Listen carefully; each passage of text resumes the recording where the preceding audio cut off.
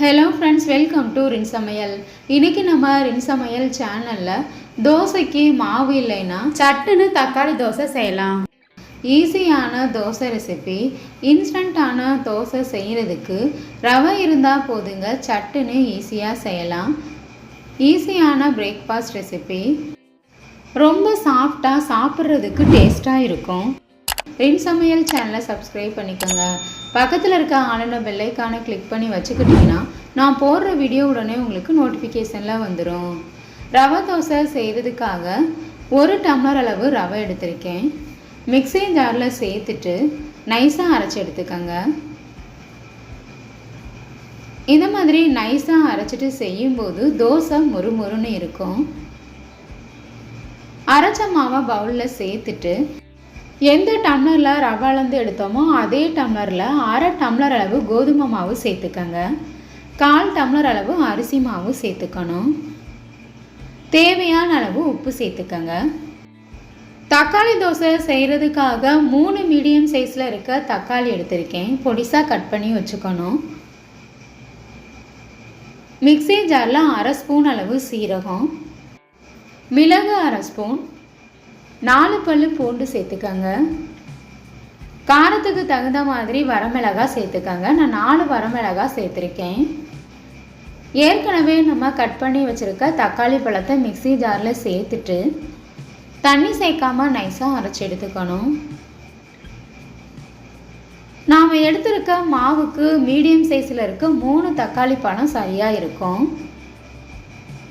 நைஸாக அரைச்சி வச்சுருக்க தக்காளியை மாவில் சேர்த்துடணும். தண்ணி சேர்க்காமல் நல்லா கலந்து விட்டுருங்க. தக்காளி பழத்திலேயே தண்ணி இருக்கனால நல்லா கலந்ததுக்கு அப்புறமா தேவையான அளவு தண்ணி சேர்த்துக்கலாம்.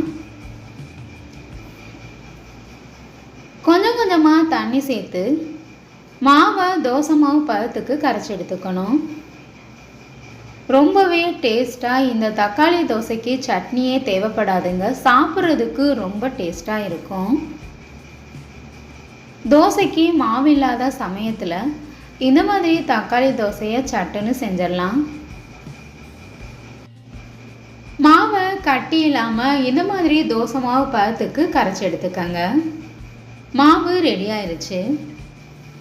மூடி போட்டு 15 நிமிஷத்துக்கு அப்படியே வச்சிடலாம். 15 நிமிஷம் ஆகிருச்சு. நல்லா கலந்து விட்டுருங்க.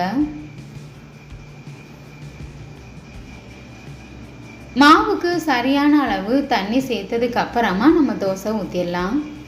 ஒருவேளை மாவு கெட்டியாக இருந்ததுன்னா கொஞ்சமாக தண்ணி சேர்த்து கரைச்சிக்கங்க.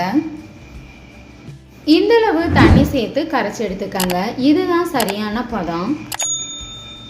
அப்போ தான் ஊற்றுறதுக்கு ஈஸியாக இருக்கும். தோசைக்கல்லில் எண்ணெய் தடவிட்டு கல் தோசை போல் ஊற்றிடலாம்.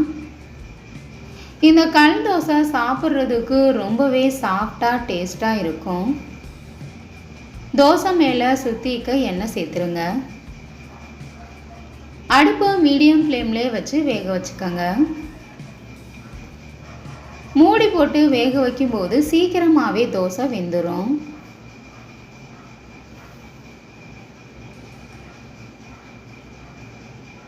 இப்போ நமக்கு தக்காளி தோசை ரெடி ஆயிடுச்சு. தோசையை திருப்பி போட்டு வேக வச்சுக்கலாம்.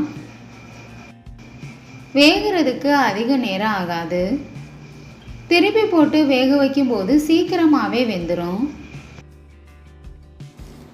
பிரேக்ஃபாஸ்ட்டுக்கு இன்ஸ்டண்ட்டான ரவா தோசையை சட்டுன்னு செஞ்சிடலாம். இந்த தோசையை அப்படியே சாப்பிட்லாம். சட்னியே தேவைப்படாது. சட்னி வச்சு சாப்பிடும்போது இன்னும் ரொம்பவே டேஸ்ட்டாக இருக்கும். இதே போல் மீதி இருக்க மாவையும் சுட்டு எடுத்துக்கணும்.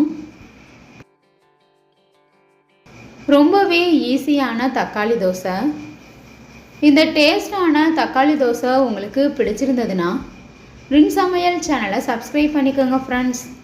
இன்ஸ்டண்ட்டான ரவா தோசை உங்களுக்கு பிடிச்சிருந்ததுன்னா மறக்காமல் ஒரு லைக் கொடுங்க ஃப்ரெண்ட்ஸ். கமெண்ட் பண்ணுங்கள், ஷேர் பண்ணுங்கள்.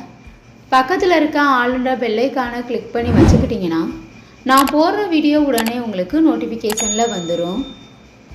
Thank you friends.